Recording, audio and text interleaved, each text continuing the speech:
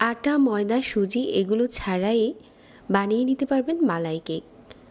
সময় অনেক কম লাগে আর সেই সাথে খেতে কতটা সফট আর তুলতুলে হয়েছে। আজকের কেকের জন্য লাগবে হচ্ছে আমাদের পাউরুটির স্লাইস। আপনি কেকটা যেরকম করে বানাতে চান ওরকম করে পাউরুটির স্লাইস নিয়ে নেবেন। আপনি যদি একটু উঁচু করে বানাতে চান ওই ক্ষেত্রে পাউরুটির স্লাইস নিয়ে নিতে পারেন 8টা।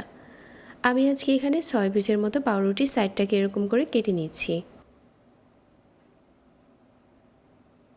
তারপর প্যানে নিয়ে হালকা করে সেঁকে নিচ্ছি।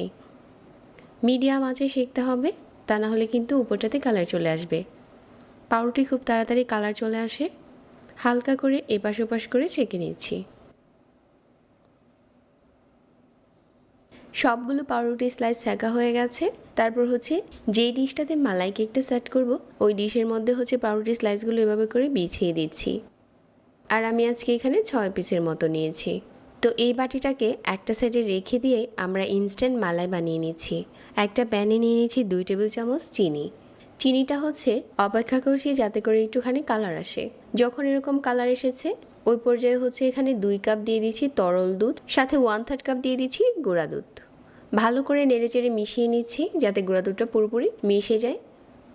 আর এখানে আমি এখন চিনি দিয়ে দিচ্ছি আরও 2 টেবিল চামচ। চিনি যার যার স্বাদ অনুযায়ী।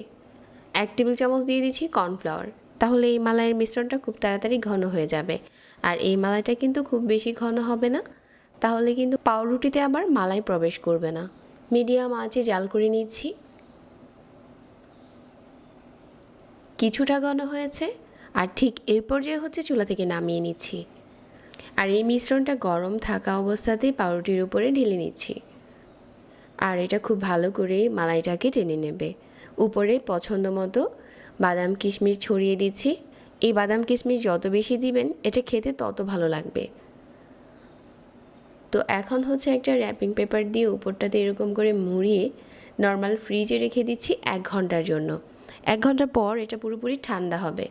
ঠান্ডা হবার পরে এটা পরিবেশন করতে দারুণ লাগে। পুরোপুরি ঠান্ডা হয়েছে আর এখন এটা উঠিয়ে পরিবেশন করে নিচ্ছি। একেবারে সফট আর তুলতুলে হয়েছে।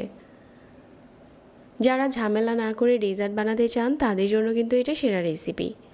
এই গরমে যারা রান্না করে অনেকটা সময় না দিয়ে ডেজার্ট তৈরি করতে চান আজকের এটা একবার বানিয়ে দেখতে পারেন। এটা কাটার পর খেতে দারুণ হয়েছিল। যারা সহজ রেসিপিতে এরকম ডেজার্টগুলো বানাতে চান রেসিপিটা ভালো লাগবে। প্রতিনিয়ত নতুন রেসিপি পেতে পেজ ফলো করতে ভুলবেন না। যারা এতক্ষণ সাথে ছিলেন সবাইকে ধন্যবাদ জানিয়ে আজকে এখানে বিদায় নিচ্ছি। আল্লাহ হাফেজ।